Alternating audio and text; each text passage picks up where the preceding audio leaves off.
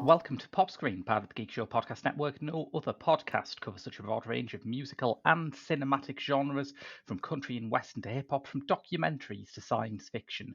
Join us as we look at the good, the bad and bewildering of movies either starring about or by pop stars. I'm your host, Graham Williamson. I'm an artist and filmmaker living in the northeast of England. I write for Byline Times and, of course, The Geek Show. I've been joined this week by Aidan F. Hello again. Yeah, it's been a little while now since I've last been on, so can't remember the last it's time. one of those things where it's been a while in recording terms, but I probably put them out later. The last one you were on was Candy Mountain, right? Yes, it was. It was Candy Mountain. But no, Aidan F. Occasional contributor to the Geek Show. Film industry worker when I am actually at work, and that's a dig at the current climate of things, if anything. Yeah, you can find me on Twitter, Letterboxd. I'll list them at the end of the show. Why not? Sure thing. Yeah. But you came to me this week with a film to cover, which is not that unusual. We did that for Candy Mountain, for one. And this is part of your Criterion challenge, isn't it? It is, yeah. I wanted to do. Well, I mean, we wanted to do. It was pretty obvious from the start that we wanted to do something a bit different for this podcast, and we've done it before. You know, we've done The Prince of Tides, for example, Yeah. which is a much different film in the pop screen recording sessions. Much different kind of musical artist than the ones we normally cover as well. Yeah. Mm-hmm. And this is another one that I think we were debating about for another time because, yeah, it certainly fit into the Criterion challenge. And it's about a musical genre that I think I described recently in a Letterboxd entry that I have a like-hate relationship with this genre of music. And I'm halfway there. That's not quite fair, actually. There are jazz artists I like. I'm a very big fan of Nina Simone. I like some Miles Davis, and not just the rocky stuff, as you might expect. But Yeah. there's a lot of it where I just don't get what I'm meant to be getting out of this music, to be honest. And that leads us quite nicely into Round Midnight, directed by Bertrand Tavernier. Did you have any previous experience with Tavernier? No, I haven't. This is because I know this was his first film. His first pretty much big named film that comes to mind, really. No, especially that's not quite true. He'd done a bit before. I think this might be his first American film. Right. Okay. He'd worked. I'm going down his filmography, and it's quite hard because he spent a long time as a assistant director, a narrator, a production publicist. He really, I guess, he must be an author because he can clearly do every job on a film set. But yeah, before this, he'd made quite a few films, including Death Watch and Coup de Torchon, and a few other quite cult favourites. Yeah. The only other film that I recognise it from was his last film that he did before he passed away, which was Journeys Through French Cinema. And I only remember that because I think he brought it up on an episode of Eclectica that we did, and and you said to Rob, "Yeah, great, this is something that you could get yourself into, Rob." Not realising the joke that Rob hates French cinema, so he does, yes, and I enjoy teasing him about that because I love it. But it's funny you mentioned French cinema, and Tavernier is part of a sort of a type of French director that I just don't have much knowledge of. I think that Hmm. obviously you have the classical French cinema of Renoir and Gans and people like that. Of course, yeah, yeah. Yeah, you have the 50s stuff, you have the Nouvelle Vague, and then after the aftershock of that comes out, there's sort of two schools of French cinema that emerge in the 80s, or at least French auteur cinema. As British people, we need to remember that France does actually produce movies that aren't about people chain smoking their way through an existential crisis. Yeah. But in terms of the French movies that get distributed in Britain, by the 80s, you've got the Cinema de Look, which is like, I suppose doing what the new wave were doing initially of embracing all of the parts of Hollywood cinema that their elders found distasteful and trashy and making it into Mhm. something quintessentially French. And that's where you get people like Luc Besson and Leos Carax coming Yeah. from. Mhm. And then you've got this other school which doesn't even have a name, but there seems to be a sort of loose movement of directors who are moving back towards the kind of classical dramatic style that the new wave disrupted, like Tavernier, like Maurice Pilat, like Claude Berry. And Yeah, I've yeah. never dived into those guys Yeah. because I'm suspicious of them. I think if you're a French filmmaker and you're not part of a movement, that just means you don't have many friends. I definitely agree with you on the Palat comparison, or Pilet. I don't know how you Mm, pronounce it, because I remember like Mubi had a retrospective of his work not that long yes. ago, and it's always like, you know, the stereotype of what you think French cinema is going to be, like Yeah. psychological chamber drama with a very weird title. And I just sat All there of thinking, which star Gerard Depardieu. yes. So it's just like, oh, all of which are going to be like 2.5 hours long. Right, great. Yay, I'm gonna sit down and watch that. And I'm just like, no, come on. Yes. Yeah, I had the same feeling. I feel like I should like Pilat a lot because of his themes and because Mm, he's such an avowed atheist and he was sold to me as a great, like, atheist humanist director. And I just can't get into his films at all for some reason. I don't know what it is. yeah. I remember like Masters of Cinema put out, was it Van Gogh? Is Van Gogh? This Oh, was the early right. days, yeah, very early days. But Yeah, since then, but I guess because those titles weren't particularly bestsellers, they just kind of scrapped him altogether, maybe. Yeah, which is kind of a short shame. Yeah, yeah. um, but it's kind of the nature of these things. If you champion in that side of cinema, it's gonna be like a bit of a tough sell, I think.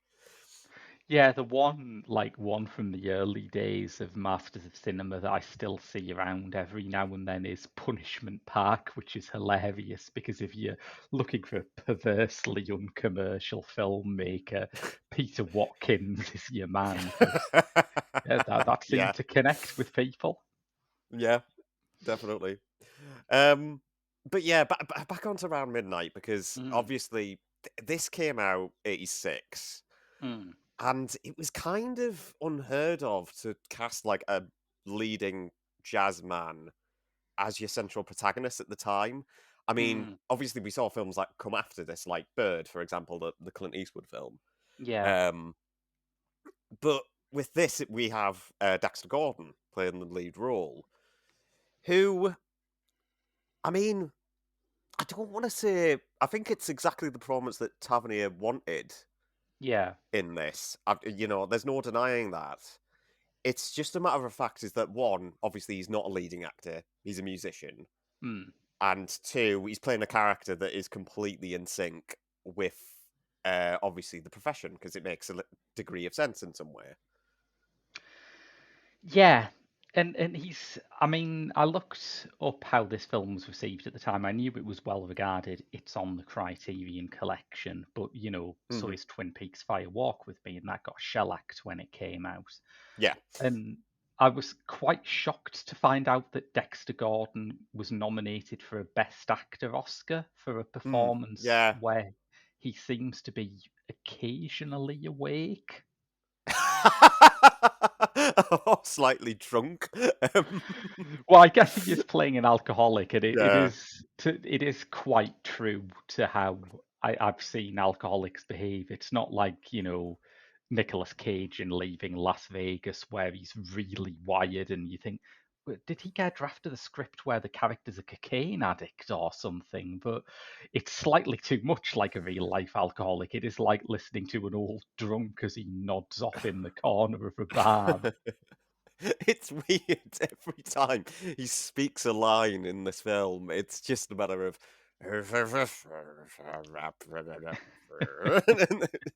it's that throughout the whole film, and you just think Oscar nominated? Seriously? Yeah. I mean, yep, okay, Ah, I'll, right, fine, I'll let you off. yeah. But I think maybe like from reading writing from people who do love this film, and there are many people who love this film, I think what they're responding to in Gordon is something that circles back round to what you were saying earlier, that Mhm, there weren't many jazz films being made at this point. There were some like very early on. You had like any form of music when mhm. jazz was the hot new art form. Hollywood rushed some cash in productions into Yeah, production. yeah. The one that sticks to my mind is that there was a film made. There's a dramatic real life version on Gene Krupa. I can't remember what the film's called. I think it's like the Oh Gene yeah, Krupa story or something like that. And that yeah. one springs to mind a lot because obviously, he was in Benny Goodman's band, and it was Mm. also categorically swing music. But the thing is that those films were always made about white band leaders at the time. Yes, that was like the So, one I was going to name was King of Jazz, which was made in the very early sound even mhm. stars a man who is so white that his name is literally Paul Whiteman. Yeah. But yeah, I think once that wave had faded and once Hollywood had moved on to like rock and roll cash-ins and disco cash-ins and everything that came afterwards, it became quite a common complaint among jazz fans that unless you've got like literally Louis Armstrong playing live in your film, no Mm, film really captures jazz. You've got actors who are trying to pretend they know where to put their fingers on a saxophone. You've got no real feel for the mood and the improvisational qualities of the music. So I can see, despite my feelings about this film, which I think I gently hinted are not positive, um, I can see why, for a lot of jazz fans, when they came out, this was like, oh, holy shit, somebody's cracked it. Somebody's made the great jazz movie. yeah, and I have a hard time agreeing with that because I agree. I don't think Round Midnight is the great jazz movie. Mm, Largely because, and I tell you one thing, it's a specific, it's a mood piece. Firstly, definitely. I think yeah, because it's a dramaless film. There's not a lot that goes on with it, and nothing happens. And we've always mentioned my issue with nothingness cinema when it doesn't go my side. Hint it and look at the Two Lane Blacktop episode. But even then, Two Lane Blacktop had stuff going on in it. Even either way, you look at it. Yeah, at least they were compos mentis enough to drive. Yeah, and but this one, like I say, it's heavily romanticized. Mm. It's obviously Paris in the 1950s, which of course, a glorious time period, no matter what, if you want like a peak romantic kind of And vibe you're going for. Yeah. particularly for jazz music, a golden age for and a golden place for that. Yeah. I mean, what I put down is in my notes is that the film seems to be driven by two things. One, kind of the mundane life around the jazz music, Mm. with it being obviously with that being like the standout part to it. And the other is like Tavernier's, I guess, demi-inspired presentation in a weird way. I don't know. It's a Yeah, I strange see what you one. mean. Or maybe, I Yeah. mean, that could be backwards because Demi had only just started doing music stuff around the time this came out. But I see what you mean. It's like, Hmm.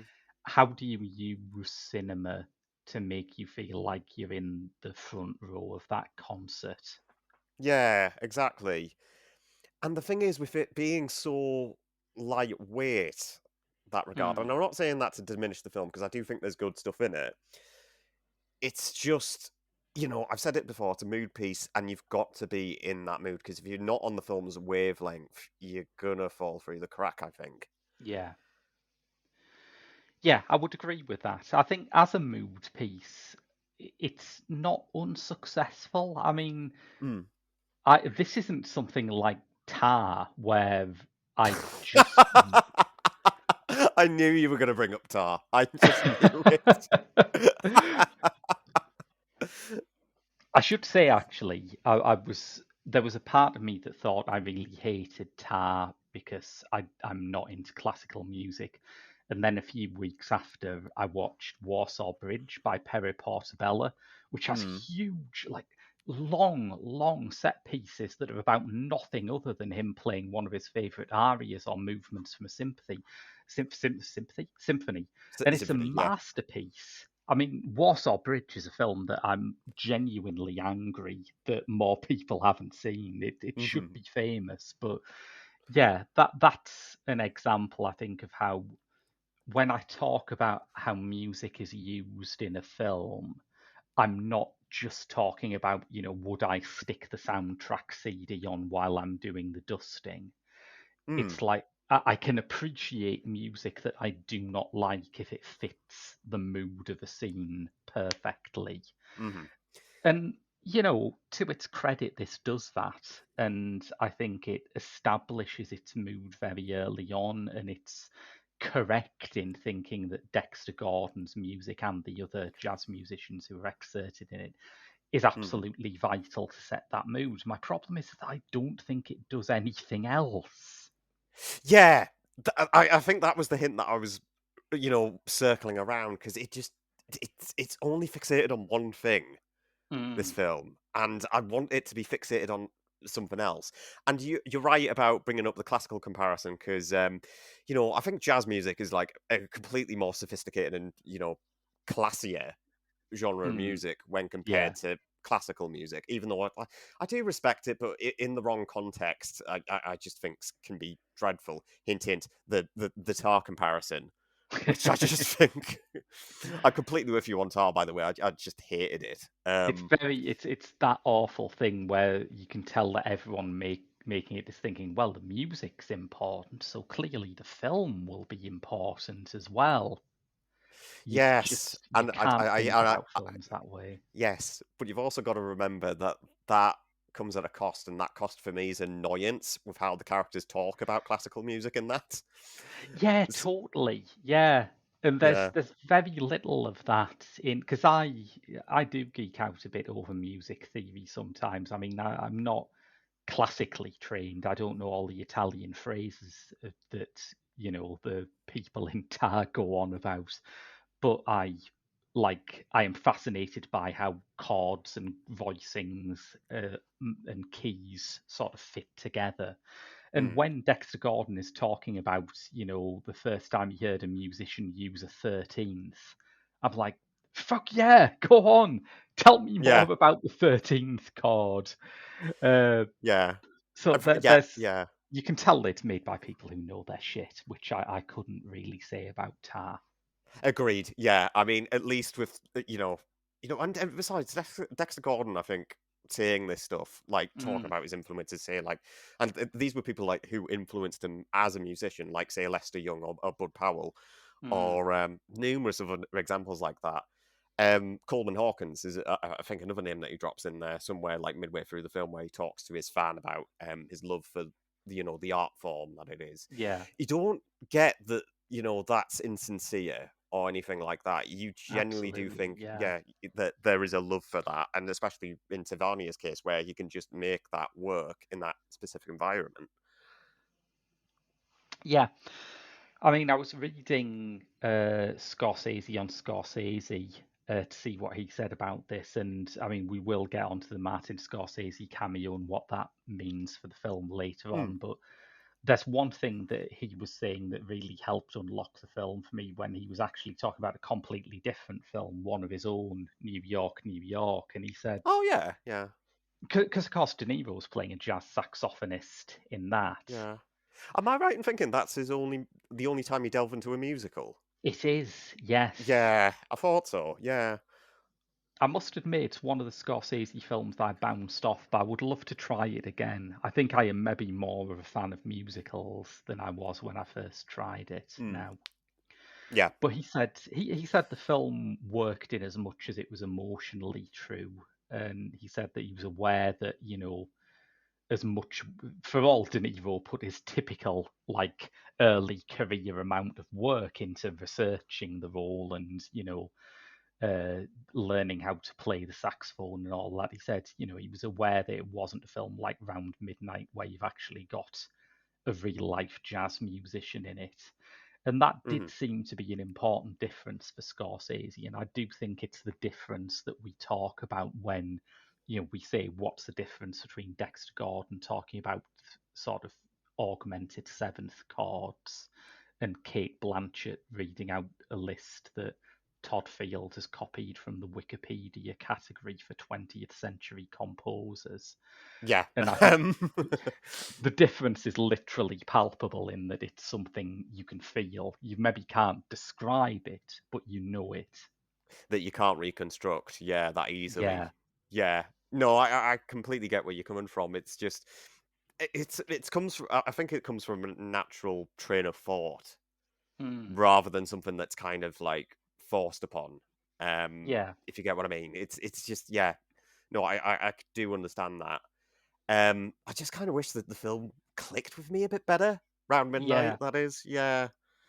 Because Because aside from Gordon, you've got this other role for is it Francois Cluzet it who's is in it. Francois Cluzet. Yes, yes. Yeah, who I know is one of those great middle-aged guy stars of French cinema where for some reason French movies can just put like a wrinkled middle-aged guy in a ruffled suit on screen and you just think that guy's cool.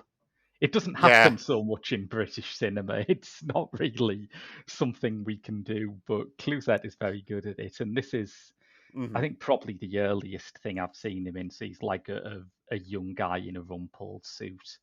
But Yeah.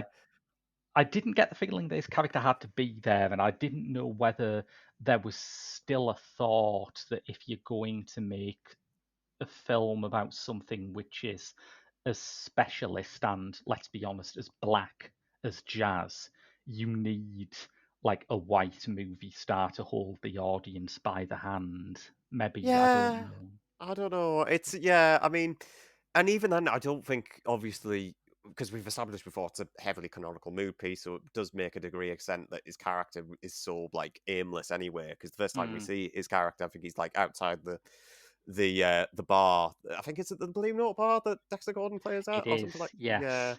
And and he's just hypnotized and transfixed on the music that he just thinks, oh my god, this is heaven as it's like Mm, raining outside. But even then, I just don't think there's a lot to him that makes it interesting. If you get what I mean, yeah. I don't know. It's very hard to sum up your feelings on it without like thinking, okay, yeah, but who are these people? What do they do? Do they have motivations or do they not? It's just like, yeah, Yeah, it reminded me a bit of the Miles Davis biopic Miles Ahead, which hmm, I think has some good stuff in it. And Don Cheadle as Miles Davis is just one of those absolutely spot on pieces of casting. You just can't better that. But mm, he said at the time, Ewan McGregor's fictional journalist character is in that because no one would finance it unless we had a famous white actor in it. And you think, well, yeah, yeah. there's enough incident in Miles Davis's life. There's enough fans of his music. Don Cheadle is hardly an obscure actor himself, but Mm. apparently you still just kind of need that.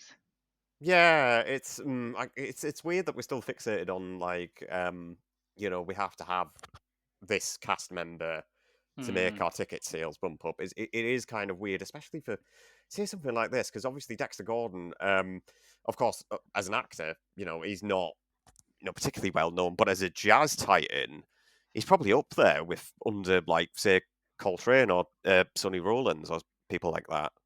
It's Well, it's not unheard of. Tell me about him, because as someone who isn't a fan of jazz music, he was not someone I had any familiarity with before we went into this movie. Well, I wasn't either because, like I say, I mean, like I say, I have a like-hate relationship when it comes to jazz music. Yeah. And part of that is due to the fact, when I say I like it, I can respect the art form of it. I can, get into like certain artists of that genre. Like for example, you said Miles Davis earlier, Yeah. who transformed the genre and refixed it when he obviously went into his electric period. And I think some of the electric stuff that Miles Davis did is absolutely tremendous. Mm. Um, so there's that. And Gordon, I'm trying. Well, I was listening to Sophisticated Giant, his on Audible, the biography that his widow had Oh wrote, yeah. Maxine Gordon. Right. Decent listen, to be honest. It has like opened my eyes on him a little bit Mm. more. But with Gordon, obviously, in order for this to make sense, obviously he has a little bit of European. I don't want to say heritage, but a little bit of European translation from this side. He wasn't just like John Coltrane, who would like dominated like the jazz scene in America. Yeah. Gordon had a lot of like international translation from into Europe as well. He like I say he like lived in Paris for a little bit. He also lived in Copenhagen, which is interesting. So it's and obviously these were like rich center points of European music at the time as well. And, Mm. and he saw the benefit of that with how he felt like the atmosphere was alive. So it's it's a tricky one to pick down because I feel as if like I'd need to do more research into him. The thing is though is that it is definitely he did definitely lead a fascinating life no matter what you look at it. Even at Mm. even with like an ocean, even if it is only like a drop in the ocean when it comes to the genre of music, Do you know what I mean? Mm. Yeah. Yeah, because I was like, I find the music to be like very evocative as scene setting, and if this was a film like, to go back to Miles Davis for a second, if this was a film like Louis Malle' Lift to the Scaffold, which is one of my all-time favorite Mhm. films and uses that amazing improvised Miles Davis soundtrack to perfection, Mm. then I could go with that. But every time Gordon started playing, and that happens a lot. There are a lot of very long live performances in this film. I just found my interest really draining, and I wished sort of something would happen. And then I realised that for Tavernier, the performances are the thing that is happening. The story Mm. is really just an armature to try and showcase one of his favorite musicians doing this sort of thing that Tavernier loves. And I think great for you, but if you don't like the music, then it's Or a have bit no of a, research in it. Yeah, it's yeah, a bit it's of a a bit one. sure. Yeah, no, I can totally get that because, like I say, even like the conversations around those sequences, and you got to remember, like the Round Midnight sequences are recorded live, which isn't unheard of. Mm, Um, Especially when we look at it, how music is performed live in films today. But yeah. um, there's very minimal chatter. Everyone seems to be, like I say, transfixed on Dale Turner, the Dexter Gordon character, performing with his band. I think there was one little bit that I picked up on where a customer says to the I think the barman saying, "Oh, I'd wish he played standing," and because obviously he's like sat at a stool because he's in his 60s at this point. Uh, Mm, Gordon's character, and the barkeeper says, "Well, still be playing on his back, and he'd still be great at what he does." And you just think, well, yeah, okay, I can see why he's a great talent. I mean, obviously playing the saxophone, you can clearly tell that the guy has a lot of talent. I just wish that I can emotionally resonate with that, not in the same way that I do with other genres of music. But that's just me. yeah. Hey ho.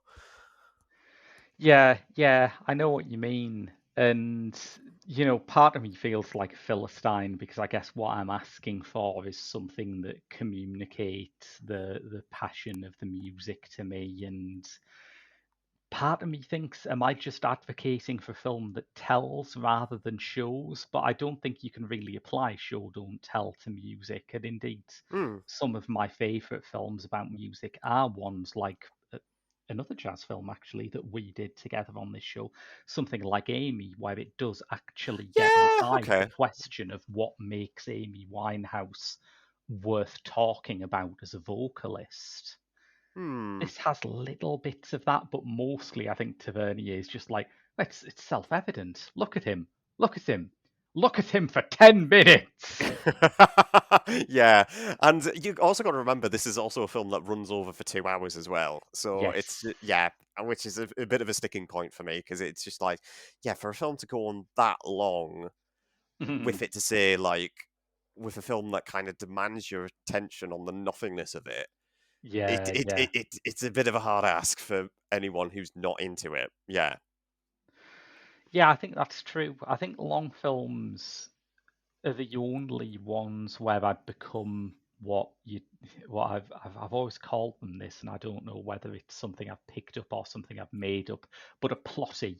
One of those people who thinks plot is all that there is to do with a film. And if I'm watching something that's like 80 minutes long and someone says, "Oh, there's no story in that," I'm like, "Yeah, but the filmmaking, the mood, the performances." Whereas if I'm watching something that's 3 hours long, like I actually do demand that something happen at some point in Yeah, the movie. it's it's interesting that you bring that up because you can tell like someone like Tavernier's style and how he presents jazz is Mm. completely different from how like say Damien Chazelle would I was make that thinking same about genre. Chazelle. Yeah, Yeah, I was thinking a lot about Chazelle when watching this as well because with Chazelle, he gets to like he uses the music, but he makes it into like sometimes in the case of Whiplash, like an intense drama piece yeah, and it like in a pressure cooker environment that you really do feel like you know something's going to explode in like a matter of seconds. mm. um or something like Babylon, which is like again a 3 hour film but that runs by with I don't god think knows. anyone could accuse Babylon of not having enough going on in Like, it. Yes, yeah. I remember sitting at the cinema earlier this year to watch that and just like seeing the mixed reception for that film and just saying, "Oh yeah, it's self-indulgent nonsense." And I look at it, it's saying, "Yeah, but it's the 1920s. I'm having a fucking blast with this." it's self-indulgent nonsense. I know, isn't it a gas? Yeah, absolutely. Um, Yeah. But I have a friend who is a really big jazz fan, and he hates Chazelle's films because I don't know, I don't quite get it. Firstly, he says that jazz is such a loose, free kind of music. It can be whatever you want it to. But then you ask him if you like La La Land, it's like, no, it got jazz wrong. Oh, clearly, it's not that loose and free. But Yeah. La La Land and Whiplash, are something like the exact opposite of this film, in that Round Midnight is a film for people who love jazz, and if you don't love jazz, you are going to be stuck with it. But Mhm. with Chazelle's films, the fact that I don't like jazz actually frees me up a bit because I don't care whether his characters have the right idea about jazz. When they talk about jazz, I believe that as something those characters would believe about jazz. Mm. Whether it's Chazelle's view about jazz, whether Chazelle is preaching at me, I don't care about that. I can just see it as a character drama. Yeah, exactly. And I'm not saying like Tavernier should adopt to that style. He can do whatever he pleases with the genre Mm. as long as you make it feel unique and you can latch on to it. Well, I can kind of got the unique part of it, but I'm not getting the latching on part. I'm afraid. I'm sorry, but yeah, Yeah, and that's the kind of sticking point really with it. Mm, I think so. Yeah, yeah. It's strange too that Chazelle, before we move off him, is the only guy at the moment who seems to make movies about jazz because you would think that with the demographic shifts that have happened in things like the American general public and Hollywood and how mm. films are marketed these days and the makeup of the Academy, we might have finally got past this point where any film about a jazz musician needs to have a white co-star. And indeed, you can see it in other genres. Ma Rainey's Black Bottom is a film about Mm. blues. It's gone all Yeah. black cast because the people making and listening to blues at that point would have all been black. Black, There yeah, isn't, exactly, yeah, yeah. there's no sort of well-meaning white record producer to open it out. So you could, I think, make a really good, authentic film about jazz right now. And I just wish Barry Jenkins would stop dicking about with The Lion King 2 and do that instead. I know that is a weird decision, isn't it? It is, As soon as I saw he was directing that, it was just like, what? What? um, but like yeah, previously, it's been so long since it was announced that he's probably like left it by now, but I don't know. no, yeah, it's a weird thing to conceive. And like I said, the only other thing that you can think about jazz at the minute is like, say, documentaries as well. Mm. Because, right, I mean, it's part of the research going into this. I had to like knuckle down and sit through. Do you know Ken Burns' stuff? Oh yeah, yeah, He did like well, I mean, I'll get onto my issues with Ken Burns in a minute, but he made like a PBS miniseries on jazz music right. that I wanted to get through in preparation for this, just so I could get a little bit more knowledge into the insight into the genre, I mean, into the we've been history of talking about it. doing this. We've been talking about doing this episode for a while, but not so long that you can fit a whole Ken Burns mini series into it. I think we only came up with the idea 10 months ago. Come on. Yeah, and no, that I turned out that's not doable. Yeah. Because right, I mean, I know you've complained about like miniseries in the past, Graham, with it being like, oh, they're like far too long. But yeah, when you apply Ken Burns' logic to it, it's a fucking feature film per episode, and you got to remember they're 12-part miniseries for PBS. Yeah, incredible. It's always Um, put me off Burns' work, even though I do admire the fact that he exists and he can still get this stuff funded, but I don't think he's ever made a film about anything I find so interesting that I could sit through like his unbelievably long run times. Yeah, you know what it reminds me of? I know you said like I remember you saying that Baz Luhrmann is if you're like your hip art teacher who was into Shakespeare and think it was the new Yes. Kanye became a filmmaker. I like to think Ken Burns was like the boring lecturer who drags on and Yes. wrong up presentations. Your old history teacher became a filmmaker. He's got big like geography teacher going on about Oxbow Lake's energy to me. Yeah. Yeah. He's Don't get me wrong, I find it delightful. It's just like I just don't want to be there. Yeah, so that didn't go according to plan, but No. you did watch one documentary about Gordon, didn't you? Yeah, More Than You Know, which was an obscure '96 documentary that was shown for Blue Note TV, and I didn't even realize Blue Note had like a TV channel No. in the late '90s because it comes up on the ident. That's what it is. And in case you don't know, Blue Note Records was one of the leading jazz labels, along with say like Columbia or Prestige, of releasing jazz records over in America Mm, for like the '40s to '60s or something like that. Put out a lot of stuff. That's all I can say. And I yeah, did watch that just to get a little bit more insight into it because it's 50 minutes long. It's not like, you know, the 20 Ken hours worth of. Burns mini-series. Yeah, exactly. Um, yeah, and even then, I still don't think I got a lot out of it because it's a very oddly paced film. And of course, when you're talking about Dexter Gordon with the manner that he spoke at this time of his life as well, it just ends up becoming it's very leisurely. I'm just not Yeah. getting a great deal of information about the guy, unfortunately. So yeah, but I will say this: I do recommend Sophisticated Giant as a read because that does give you a lot more insight, and I think the best person who does him justice and gets his story out well is his widow, the person who knew him, Maxine Gordon. Well, that makes sense. Yeah, absolutely. Yeah. Yeah. There's someone in the cast here who we briefly touched on, but I think we have to add a bit extra about, which is towards the end when Gordon's character goes to New York, his promoter is Martin Scorsese. And I think this is probably my highlight of the film for me. I would agree. Yes. Yeah, and it's just great to see him there because it's not unheard of that Martin Scorsese also acts in films as well. Hmm. when he can. Um, and obviously he plays like a very scuzzy like agent that obviously Dexter Gordon and his fan, played by Clouzet, uh, head over to New York.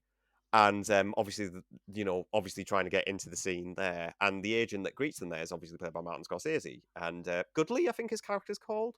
I think it's Goodley. Mm, I think it's Yeah, something like that. Yeah. yeah. And obviously he just explains like the difference between like the European side of the art form with the American side, contrasts and compare where, New York, it's like a lot more tougher and angrier and meaner in the back of a New York cab. And you Yeah. just think that it's actually, it's getting somewhere for once, really. Yeah. Um In the last and I, half hour.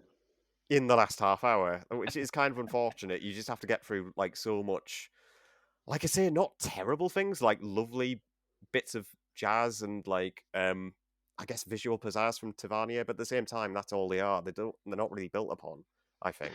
Yeah, absolutely. I loved Scorsese's quote about why Tavernier cast me. Why he Hmm. cast him. He said, "He cast me because he said it'll save on establishing shots. As soon as we hear your voice, everyone knows it's New York." Yeah.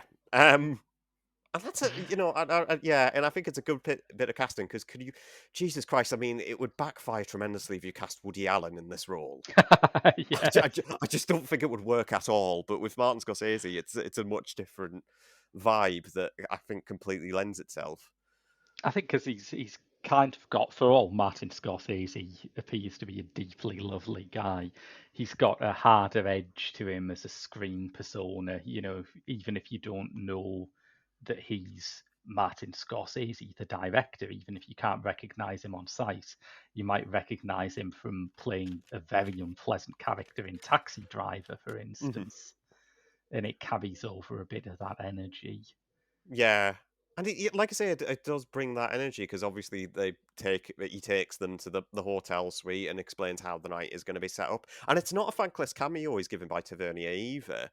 He does It's a have a good suspense. acting part, isn't it? Yeah. Yeah, it's decently built up, and it lends itself quite well, I think, to the last half of the film.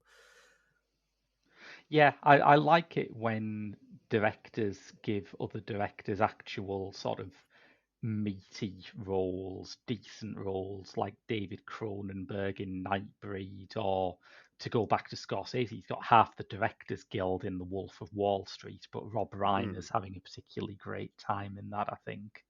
Another favorite example of mine is in it is another Martin Scorsese performance, but when he plays Van Gogh in Kurosawa's Dreams as well. That's so good. Yeah. I Yeah, was a friend bought me that for Christmas, and he was like, he was quite amused. He's like, I can't believe there's a film where Martin Scorsese plays Van Gogh, and it does sound like a joke, but yeah, he's really good. He's really yeah, good at exactly. it. Yeah, yeah, Yeah, yeah. yeah. So no, yeah, but the tail side of that is that he also had a voice part in Shark Tale, the DreamWorks film. So it's just like, Hang on. well, okay, yeah, you can't jump from Kurosawa to DreamWorks. I'm sorry, Marty. Don't diss the cornerstone of Martin Scorsese's screen career playing the pufferfish in Shark Tale. I still think that's weird. I That was a think weird. the weirdest thing about it is obviously it's part of that era where every kid's cartoon had to like have characters who were caricatures of their celebrity voice cast. And the Martin Scorsese pufferfish is this little fish with big eyebrows, and you think, how many kids watching this are going to recognize that? Oh yay, the mean streets of Goodfellas. Yay, I totally get that reference, and it's just like, what? So strange, man. Yeah. But I've got something special to close off with. But before I do, were there any other things that you'd just like to bring up? No, I think, like I say, it's a dramaless film, and if you're into that kind of thing, good Mm, on you. I just kind of wish the film stuck with me a little bit more. yeah, Because like I say, I probably liked it a little bit more than yourself, Graham. Because like I say, I do have like a little bit of adversity with jazz, and yeah, it's an art form I admire. It's just not. It's just a shame that I can't quite love it as much as like say someone like my dad does. yeah. Um, but yeah, it's but like I say, if it's your thing, it's your thing. I mean, I can't really quite comment on that, other than like it seems to be like a bit of a cliche to obviously have Dexter Gordon as a bit of a grieving alcoholic. Mm. Oh yeah, and we see like countless little scenes of this where like the fans like pouring wine down the sink or diluting the wine with water, things like that, and you just immediately think, yeah, that's the high point of the stakes we're gonna get in this film. Yes. Right. Well, yeah, as you say, it's not a terribly dramatic film, so I've taken it upon myself to create a bit of drama to close the podcast out with, because Mhm. we are going to end on a cliffhanger. Mhm. One of the facts I found out about Dexter Gordon during researching this leads directly into the next pop screen episode that we will be doing together, which Mhm. is that Dexter Gordon is the godfather of Lars Ulrich from Metallica. You know what? I'm glad we're doing that as the next episode. Yes, we agreed, for the listeners' benefit, we agreed that the next one we do together, I'm not quite sure when that'll be, but we'll do it soon, will be Metallica, Some Kind of Monster. Yes. And the fact is, the Godfather, heavy metal, jazz. Where's the tissue? You could say, Dexter Gordon is like the godfather of metal. People would be very confused, but it's factually true. Mm, literally, literally true. Yeah. Oh god, I'm just imagining like, oh fucking, I'm just imagining like a Max Roach drumming session or a Buddy Rich drumming session, but with the drums from Saint Anger. That's just making me howl of laughter now. Sound like a beetle doing a tap dance on a tin can. uh, oh, beautiful. Yes, I would definitely watch that. But yes, we will be back with something else in a fortnight's time, and we will be back with some kind of monster whenever our schedules next collide. But if you do want more pop screen, you can go to our Patreon at www.patreon.com/The Geek Show, where you'll find a bonus episode every month, as well as tons of other stuff. We do reviews or written reviews of Red Dwarf, The X-Files, Doctor Who, Asian films that don't have a distributor yet.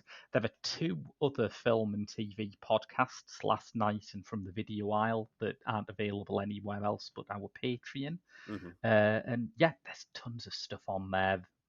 But in terms of the free episodes, we'll be back in a fortnight. Aidan, just remind everyone where people can find you. So I'm on Letterboxd under the username Aidan F, and you can find me on Twitter under the username DocOwnDrummer. Sorry, I should revert that. It's no longer Twitter anymore. It's X, isn't it? Not a single person I have podcasted with recently has remembered that we're meant to call it X now, and no one ever will. Yeah, exactly. Fuck you, Musk. You're not taking that away from me. The little blue bird logo was the one remaining thing on the site that wasn't shit. But yes, Yes. until then, I've been Graham, And I've been in. and we'll see you in a fortnight's time.